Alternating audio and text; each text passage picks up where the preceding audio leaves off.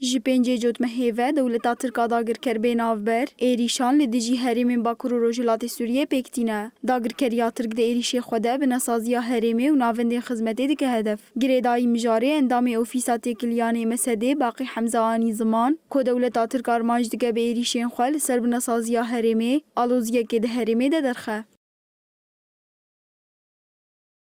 داوی اوی روز اوریش کن حال دیجی بنیاد تحتیت خسن براستی او دخوازی الویدی وکا آلوزی که دخلت خوازی او ازما خوی داخلی گو نواوی ده های ازماوی عبوری ازماوی درخی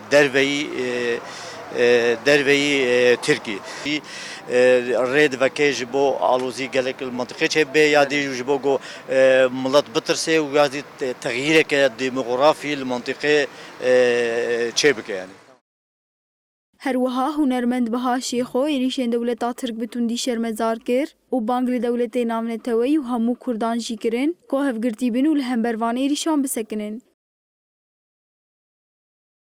êrîşa em şermezar dikin. Her wiha banga me ji bo dewletê navnetewî û serê wana di Amerîka aw got li herêmê û çavê xwe jî bînin pê çavê hemû kesê cîhanê hemû hêzên navnetewî û ê cîhanî ev êrişê hovana tên ser herêma Rojavayê Kurdistanê.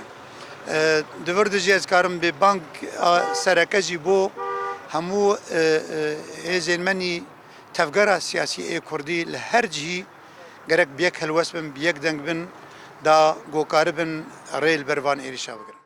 Tevî hemû êrişên dewleta Tirka dagirker û hewildanên wê ji bo valakirina herêmê lê gelên Bakur û Rojhilatê Sûriyê tucarî destcimal û milkên xwe bernadin û tucarî jî êrişên dijmin tirsêna xwe nava dilê wan.